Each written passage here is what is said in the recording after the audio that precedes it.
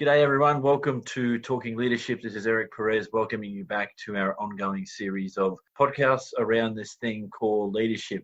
Today's guest is, by way of introduction, is the co-founder and managing director of the Tasmanian Agricultural Company. Can I welcome to the podcast Sam Trethewey. How are you, Sam? I'm well, thanks, Eric, mate. Thanks for having me on. It's great to be here. Mate, I appreciate your time. I know how busy you are, so we'll get to the number of these questions as quickly as is humanly possible. So I'd like to start where I always start with these podcasts, mate, and ask you why leadership and what drew you to being a leader?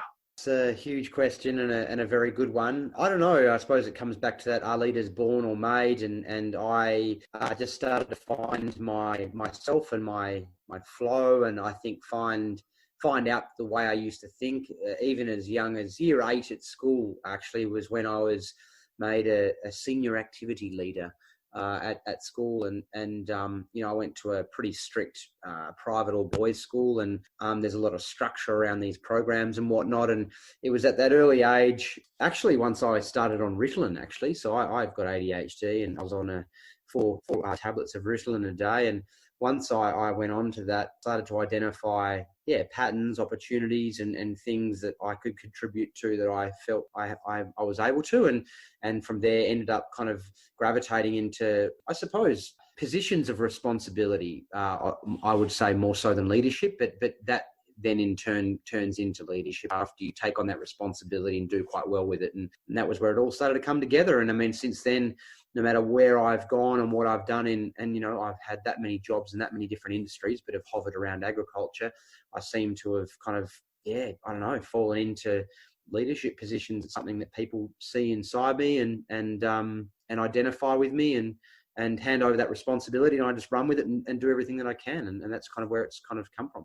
That's excellent, mate. Thank you for that. So let me unpack that just a little bit, because you said you've spent a career in the ag sector at different levels, and you've probably met lots of leaders in your travels. How do you think we're going in terms of the effectiveness of our leaders in the ag sector? Just from your experience, I'm not asking you to identify individuals here, because I'm asking this in as broad a sense as is humanly possible, and I'm trying to be careful here by saying effective leadership. So I'm coming with this with the assumption that we can all learn something and get better over time. So from your perspective, is the leadership that we've got in the ag sector fit for purpose, not fit for purpose, or somewhere in between? I would go so far as to say that the ag sector leadership would, I assume, be on par with many other sectors in Australia, which would be defined as stale, pale, male, and that kind of thing. I mean, I'm going to be quite critical here. I think that the leadership in Australian agriculture is at times very wanting. I think it's very conservative. It's a real boys' club, and I think I think that probably encapsulates it quite well. I think we're seeing cracks in the top in that.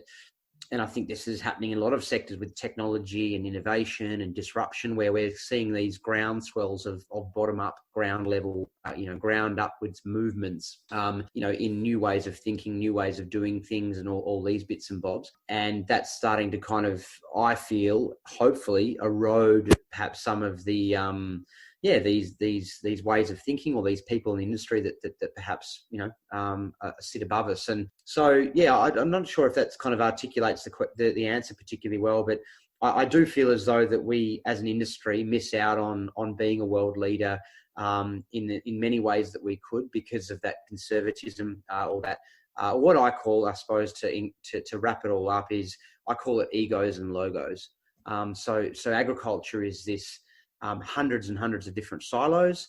None of them kind of talk to each other or want to work with each other, and everyone's clinging to their egos and logos. And I would argue that in a lot of ways, collaboration, is something that's not in people's best interests. And I feel as though the industry is a lesser for it. Okay, a couple of things that stick out for me there, and I'll get to the first of the two. One being collaboration, and the other one that maybe you may be able to answer, but just out of interest here, because it's assumed here that this might be a component of some of your thinking.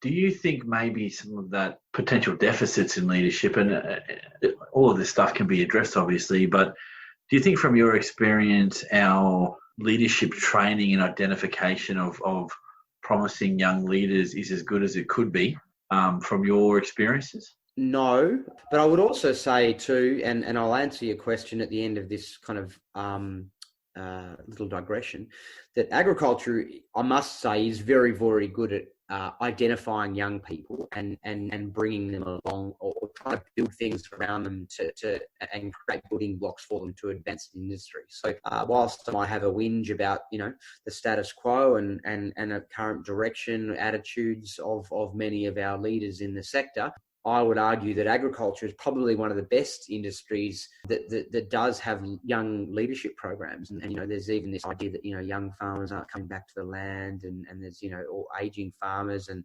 it's a real, it's wrong. It's not actually, it's a perception. It's not reality. And so the industry is very good at that. Now how far those young people are allowed to go, or how loud they're allowed to be heard, or how much they're allowed to be spoken, or that stuff is a completely different matter, which is probably more to my former point. But the industry is very good. It has lots of different programs. Thank you, Sam. That covers off the identification of those leaders. And yeah, I'll tend to agree. I've seen, particularly in land-based agriculture, that identification of young leaders is done quite well, and there seems to be a bigger focus on that. Or maybe I'm just seeing more of it because it's a topic area of interest to me. But the other one you talked about, collaboration. So you think collaboration is a dirty word because of the degree of competition between businesses in the ag sector in general, or we just don't have a language to engage well in collaboration? Now, anyone could take me to task on this and say, hey, the ag sector does collaborate well, and I'm sure there's examples of that, but I'm going by your lived experience on this stuff. So collaboration is if it could be done better, what do you think are the things, maybe the factors that are not allowing better collaboration in your mind? I would go so far as to say that the lack of collaboration in Australian agriculture is more reflective of the Australian culture as a generalisation. Australians, I would argue, are not particularly collaborative. We've all immigrated here on our own steam, and we've all worked hard, most of us, and have created our own little empires and been able to buy our 3-bedroom house and a couple of cars and maybe a holiday house if you're lucky. And I'm digressing, but we've never had a war. We've never had to come together as a nation and stand together and fight as one, like pretty much every other country in the world has done at some stage. You look at the Americans and how proud they are, and that was really formed during the War of Independence. And I mean, the list could go on, but Australians are quite unique. We've never really had to do that. And as a result, we have this cultural kind of unity, which is roughly based on a failed military campaign at Gallipoli, which was around the Anzacs. And I know I'm digressing here, but I've spent a lot of time studying Australian culture and how that's affected our industry. And so to look at Australian farmers and wonder why we don't collaborate, or Australian agricultural industry bodies and alike, it's very, very representative of those kind of underlying drivers that we see more commonly throughout our population. And it kind of really comes back to, well, this is mine, and this is what I'm doing, and it's my name, it's my last name, it's my property, and there isn't this kind of rising tide floats all boats mentality, or let's grow the pie. And it's crazy, right? Like we're an exporting nation. We send our food all over the world. We shouldn't, you shouldn't have two farmers competing with each other over how much wheat they grew. I mean, who cares? It's so it's very strange to be upfront. But just to make my final point, I've seen a massive loss in great value that could have been created from people or industry bodies or organisations, research bodies, putting their own specific agendas aside and working on something that was mutually beneficial with another complementary industry. It just doesn't happen. Everyone just rests back on their shareholders and their boards and says, no, it's not in our critical path. And I feel as though, and then you look at, and the reason I say it's a problem is because you look at other countries that do it quite well, and they, they do it well. They grow the pie, they integrate, they break down those silos, they work together. And New Zealand's a great example, and as a result, they have a global, they receive premiums and global recognition of their produce and all those good things. So, sorry to digress on that one, but it's quite close. No, mate, it gives some context to how leaders have to operate in the environments potentially in which we operate. So and part of the purpose of doing these podcasts is to try and get perspectives from people that are leading and seeing these things happen in their respective industry. So let me put a couple of things to you. So sometimes leadership is described as being a lonely road.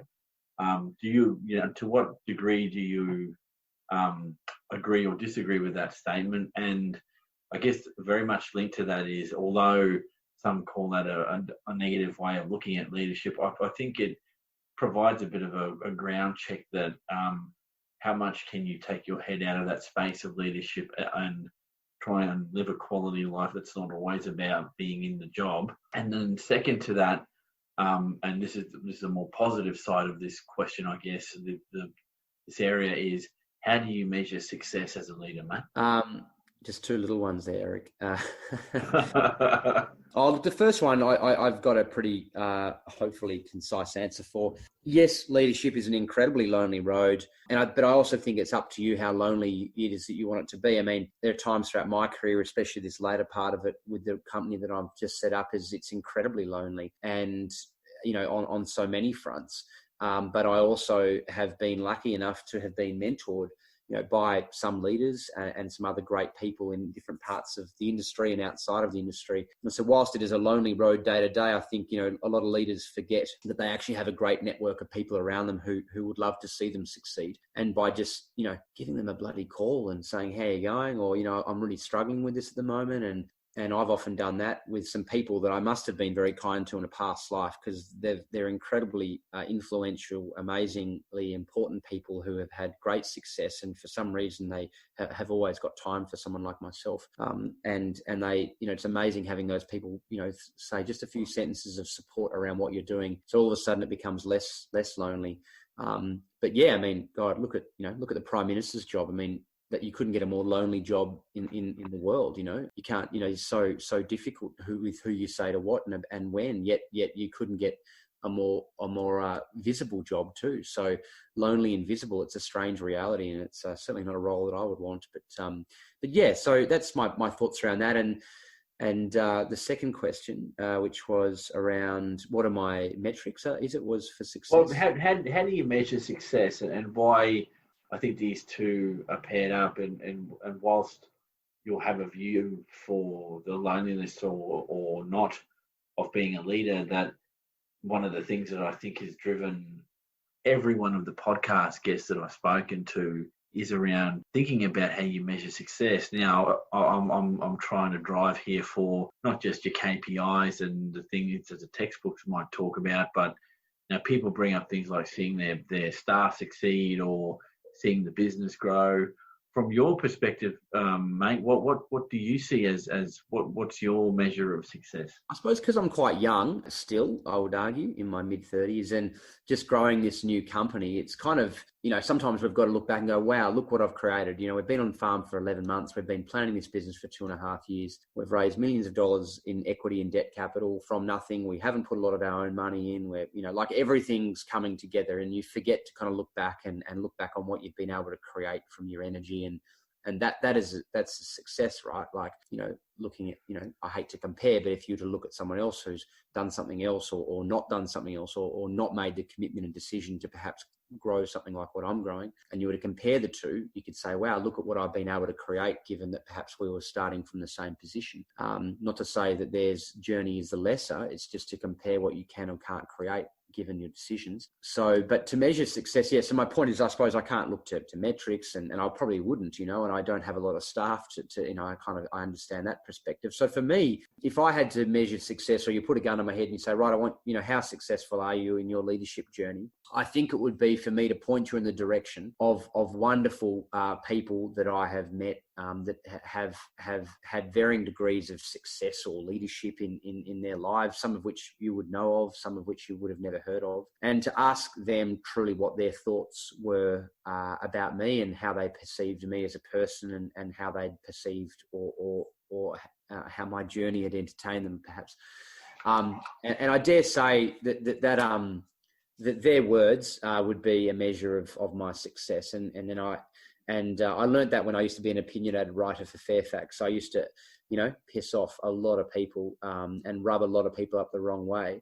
And that used to get me down, being a young person on the end of, getting your butt kicked. Oh, so Sam, for the sake of the listeners, you're an ex-journo. Well, I wasn't a journo, I was an opinionated writer. So I used to try to dabble in journalism. Okay. Yeah, I used to write about a bunch of taboo topics in agriculture that needed exploding out or talking about. Well, I'm sorry, mate. We might have to end the podcast there, my friend. I don't think we could have an opinion piece writer. No, that's jokes aside. Okay, and that again, look, why I interject here is that I like hearing this from the people that I speak to, in that I'm in an advocacy role in the seafood industry in Queensland. That's my day job. And sometimes you feel when you write stuff, it is in some senses editorial, it's not journalism. But where I try to do my best is I try and get the best facts and figures that I can that people can dispute, but they are publicly available, and I can support my argument and say, hey, this is a particular perspective. Now, the last 5 years it's been directed at potentially a dysfunctional government here in Queensland around commercial fishing policy, but that's been my bent. And I think it drives a different mindset when you can take that step and publish and be able to defend an opinion that could be controversial, because you never get change or growth or discussion around a topic unless someone's prepared to throw the grenade in the room to see what happens and walk away. And I fully get where you're coming from. And for those listening, if you can see Sam at the moment, there's lots of stuff happening up in the head, remembering things he's probably written before. And it's not necessarily a bad thing. And I think it can inform better leadership down the track, because I'm sure as you build the business, and there will be mistakes along the way. That's just a human reality of developing a business, that you might remember back to some of your writings, and maybe some of it will ring true or different to you now that you're actually doing of being a business owner versus providing feedback on what you see an industry might be doing. So that's quite interesting that's part of your background, mate. So sorry for interjecting, but it always triggers something in my head, that those that are prepared to do what you've done in the past takes a bit of fortitude, more than the average job, I would have to say, particularly if you're young. Yeah, well, that was the other thing, and I suppose that you may have picked up the tenderness that I have around leadership and whatnot. As I was criticised very heavily for in agriculture for having an opinion but not having grey hair. I mean, how dare you?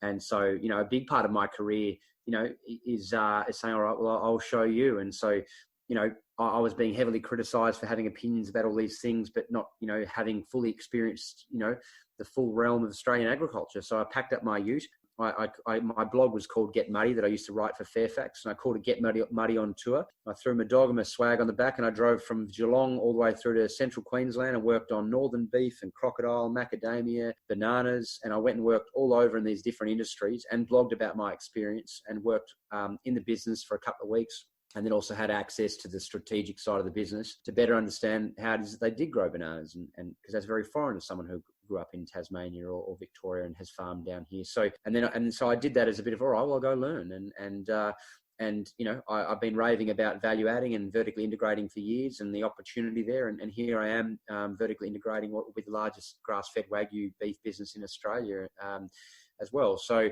I suppose walk the walk and talk the talk. And I suppose just to get back to what we were talking about is the opportunity to measure success through leaders and great people is, I used to, as you would have also experienced, this enormous amount of flack online from having an opinion. And of course, I put my head out there through social media, Twitter, etc., and have been absolutely slammed. And it used to get me quite down. I was like 23 and getting absolutely, slammed by notable leaders in the industry. But then it was always very interesting to see who would send me a private message on LinkedIn or who would send me an email. And after a while, I started to get incredibly influential people in publicly listed companies and private business and federal politicians sending me messages privately on Twitter and Facebook to say, I loved your article. Well done for saying it. It's what we've all been thinking for a long time. And so my point is all of a sudden you start to rally your own troops of the kind of people you want to be around. And they're the ones that when I say, if you were to go ask them,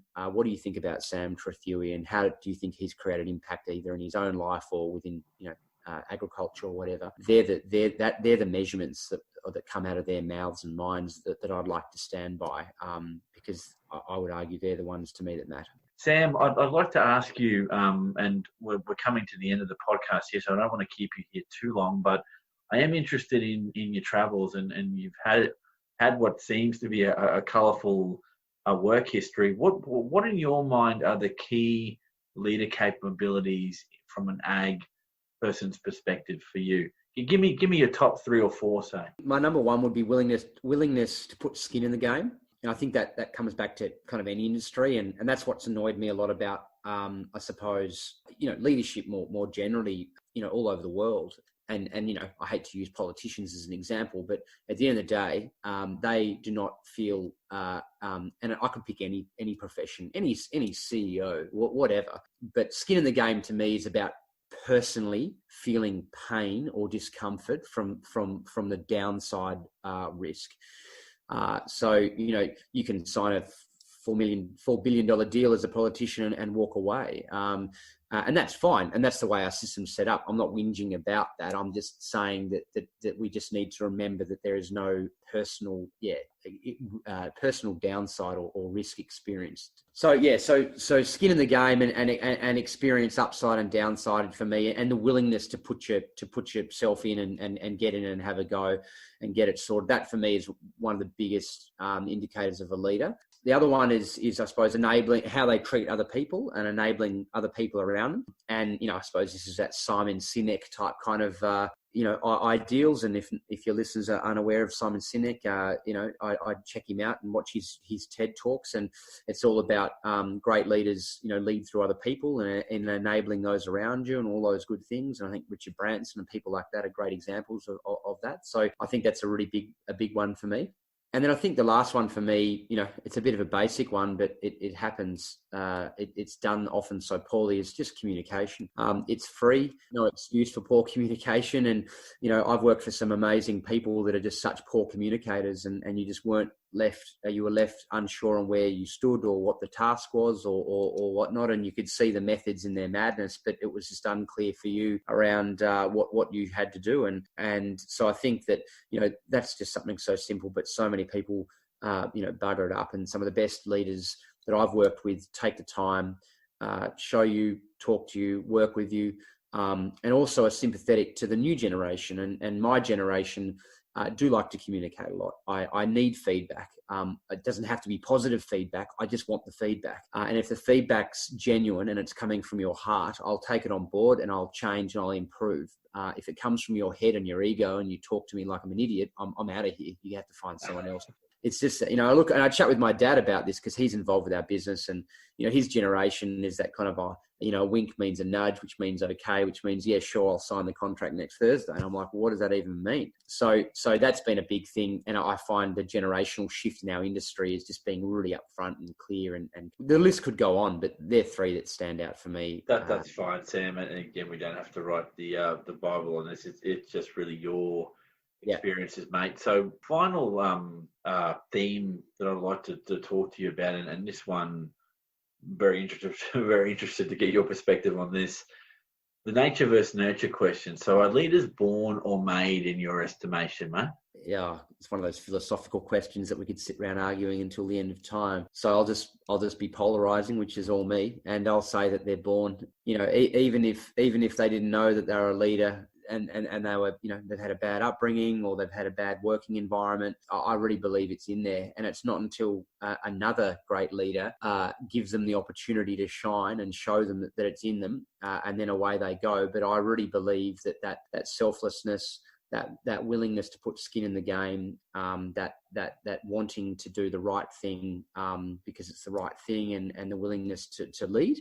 And I suppose, and I really, that's in them. That is absolutely in them. And sometimes it comes out early, like it did with me, and I was given the opportunity to identify it and run with it. Or sometimes it doesn't come out until much later. But I really feel as though, it's in there. And just to provide a bit more context around that, as actually have lucky enough to have done 2 TED Talks. And my first TED Talk was around how animals naturally collaborate, and we do too as humans, and then we learn not to as we grow up, and we learn to identify ourselves as different from someone else for all these silly things that we cling to. And without digressing too much, just on the leadership pieces, and I'm not quite sure how it works in fish. I've seen fish, and I don't think there's too many leaders in there, but I may be wrong.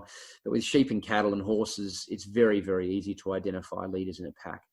And it's very, very easy to identify how they lead, and they lead from within. They don't lead out front like we have been accustomed to through a very military kind of, military management style kind of form of leadership.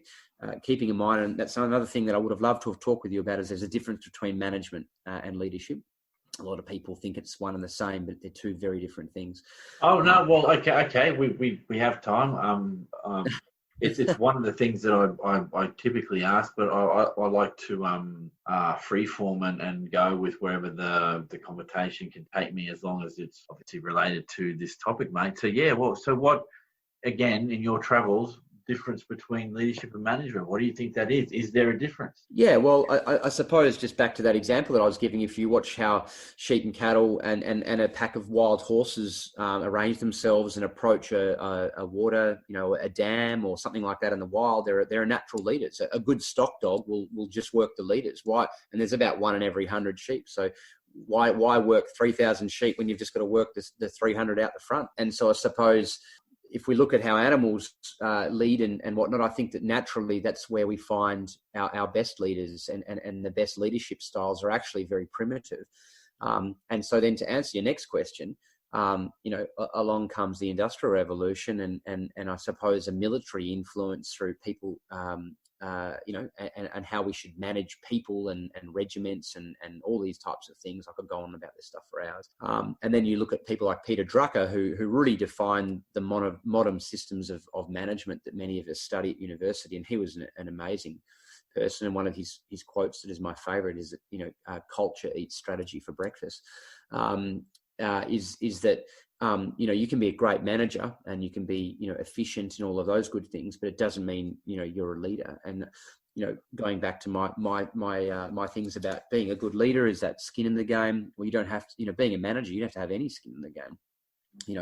I talked about being selfless and empowering other people. Well, a lot of good managers that manage a good business don't necessarily have to do that either. There are management styles where you can be very dominant and aggressive and still get good things out of people, and that doesn't always work for people. So I mean, it's quite a big one, but for me, there are I've worked for some people around some pretty large companies, and they were great leaders, but they were really poor managers. So they got you excited. They built like a really strong culture. They did all this great stuff, but the business really suffered because they just did not manage effectively through other people, and they did not, build systems and processes and create efficiencies and all these things. And then, of course, I've worked in other businesses where they're amazing, all that stuff, but they're not a leader, and they're scared of having skin in the game, and they don't motivate you or inspire you, and so the culture starts to fall apart. And they might have the best processes and systems in the world, but you just don't want to work there because nothing about the place that's remotely inspiring. And so so it's just funny, right? And so it's this kind of pendulum, this finding this balance where you've got a great leader who's also a great manager, or a great leader who I was going to use an example. I'm not going to, because it may be an incorrect one, but a great leader who just brings in great managers around them because they know they're not a very good manager, and that's where we see great things happen, or vice versa. A great person who's good at managing and building processes who brings in great leaders around them. And there's I think awesome examples of that in both business and politics that go way back. Yeah, it seems you've been giving this a fair bit of thought, and I can agree with lots of what you're saying. And I can't say I disagree with anything you said. More, it's teasing out some of the things that you brought up. And again, there's hours of discussion here because one of the issues you touched on, and I won't wax lyrical about this, other than to say, really good leaders that I've met in my travels and others that have said that they've met in their travels, at least through this podcast process, have been able to identify what their deficiencies are. You either manage for that or you get the people in to fill those gaps where you don't have skill sets, and it just makes for a better operational environment or business or whatever it is that you're trying to set up. Because I think those that have got more, maybe not skin in the game, but a zen about how they leave their ego at the door and allow good people to thrive and become, one of my podcast guests said this, and I like the concept, they're masters at what they're good at, and so you need to promote, be exceptional at what you do best.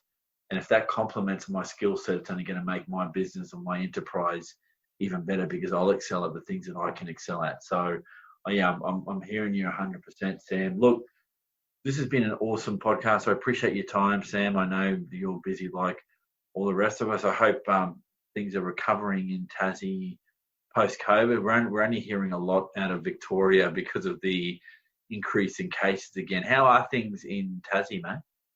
Oh, mate, yeah, really good. I suppose the benefit of being a little island off an island. I don't think we've had an active case for 3 or 4 weeks, and our borders are still shut. But I mean, day to day, there's still precautions and stuff around in business. But yeah, it's onwards and upwards. We're just desperately keen to, I suppose, open up borders just from a business point of view. For us, we're going to need to get some stuff in from Victoria, some talent and whatnot on a consultation basis, and it's increasingly difficult, but really, we're pretty lucky down here. And I suppose also kudos to our Premier, who's been incredibly tough and incredibly aggressive on just stamping this out and not compromising at all. And I think we'll do quite well. Yeah, mate. Thank you, Sam. For those listening, this has been Talking Leadership. I'll catch you all on the next podcast.